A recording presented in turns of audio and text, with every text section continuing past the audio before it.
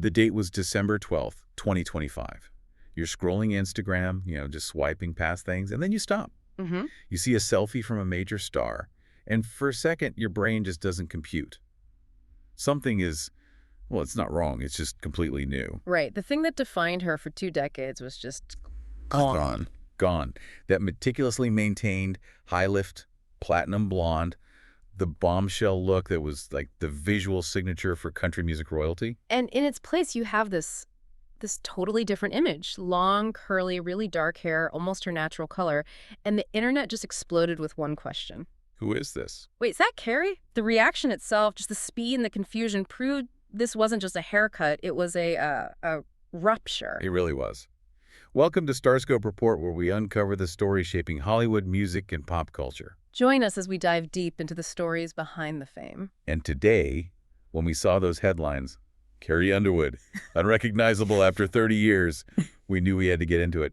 Our mission is to figure out what this pivot actually means. Because, let's be real, this wasn't a whim. This was either a huge risk or one of the most calculated career moves we've seen in a long time. We're going to unpack it all. Okay, so let's start with that visual rupture. The moment the contract she had with her fans just broke. And to get the scale of this, you have to know, she told a source years ago, back in 2012, that she hadn't seen her natural hair color since she was 12. 12 years old. Yeah. So her entire public life, from American Idol on, was defined by that one specific look. Exactly. That's what we call an identity anchor. For 20 years, her entire brand was that demanding, high-maintenance blonde. It was instant recognition. And when you say high-lift platinum, what does that actually involve, for her hair? It's intense. It's a really harsh chemical process to get hair that light, especially if your hair is naturally darker. It means constant salon visits, a ton of money, and frankly, it takes a massive toll on your hair's health. Wow. So it was a look that came at a real cost. A huge cost. And she knew it. She even said in the past she stuck with the blonde because she didn't want to shock people. She knew what her audience expected. So she was totally aware of this visual contract she had. Oh, completely. That blonde hair was the logo of her career. So when that December 12th selfie dropped with the dark, rich brunette look, it caused this cognitive displacement in the fans. Meaning their brains literally couldn't connect the dots. Exactly. They see the face, but the hair is so different that it feels like they're looking at a stranger. And you can see that in the comments. They were just flooded with things like, didn't even look like Carrie, or is this Carrie? Doesn't look like her. But the ones that get me are the fans who sound genuinely hurt. Like this one. Unfortunately, she was beautiful before. It's like they feel this sense of loss. It's that sense of ownership. A fan base feels like they're part of the brand. And when it changes without their permission, it can feel like a betrayal. But you're saying that shock, that chaos, it was part of the plan. It was absolutely required to get the media velocity she needed. But wait, this wasn't a sudden dye job. Right. We need to go back months to track the real transition. And here's the wildest part. The picture that caused all this shock. It was actually promoting one of the most important things in her entire career. Okay, so that level of chaos is rarely an accident. To understand the genius here, we have to look at when this all went down. Which brings us to the strategic shield. The strategic shield, I like that. Well, the headline here is that the dark hair drop was timed perfectly.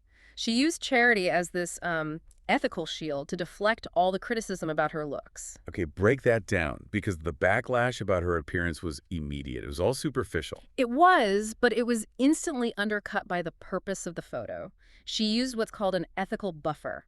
The selfie wasn't just to show off a new look. It was for St. Jude. Exactly. It was to promote the music gives to St. Jude Kids charity. The caption was all about becoming a partner in hope. So all that energy, all the clicks and shares from people going, I can't believe she did that, all of it was immediately redirected to a good cause. Right. You can't really launch an all-out social media attack on someone's hair when the entire point of the post is to help children with cancer.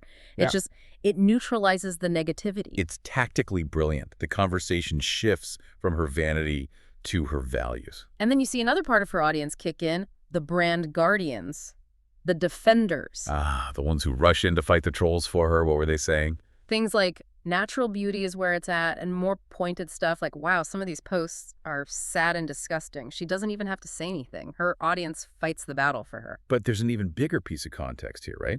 This wasn't a move she made because her career was struggling. Not at all. And this is maybe the most important part. This whole transformation happened right after a massive career-defining moment in October 2025. And what was that? She officially became the highest RIA-certified female country artist of all time.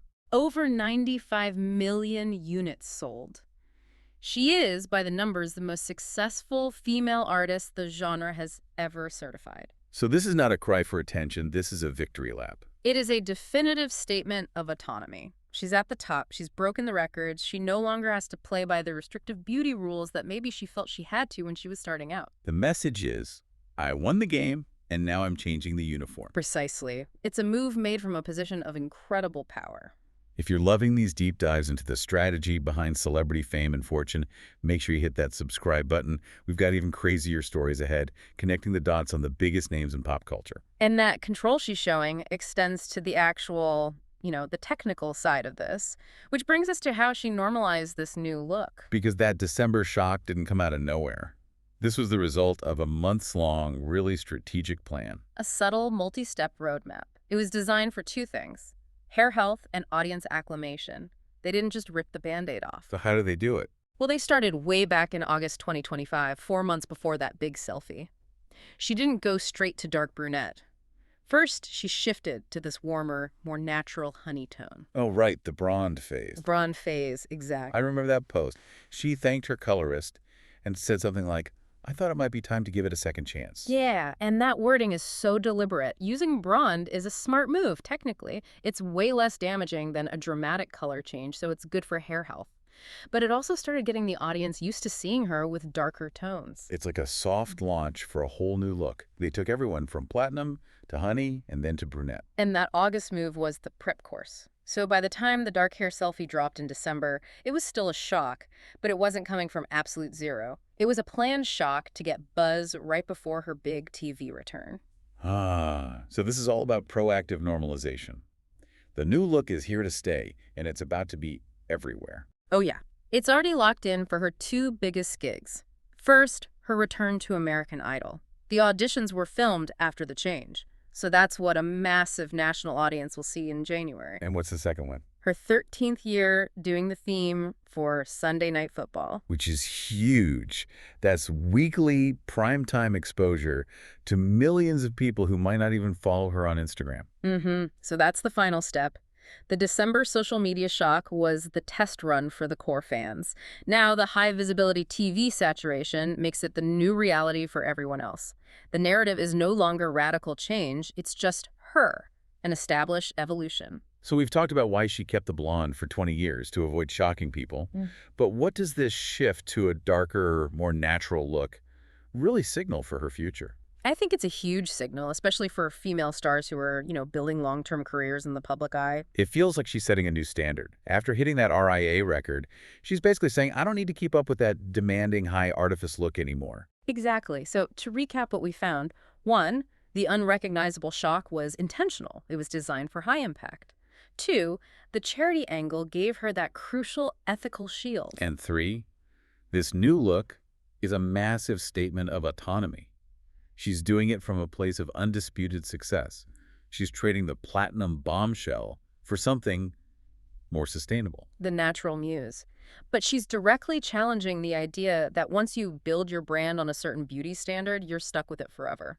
She's defining success on her own terms. But that tension is still there, isn't it? I mean, with the fans who are mourning the old look, does this set a healthier standard for female icons? Or is the audience always going to miss the original fantasy? And that's the question for you to think about. We always talk about authenticity in celebrity culture. But when a brand is managed this carefully, is natural just the newest, most profitable form of branding? You've been listening to StarScope Report, where we uncover the stories shaping Hollywood, music, and pop culture. Thanks for tuning in. And don't forget to subscribe for more stories that keep the stars shining.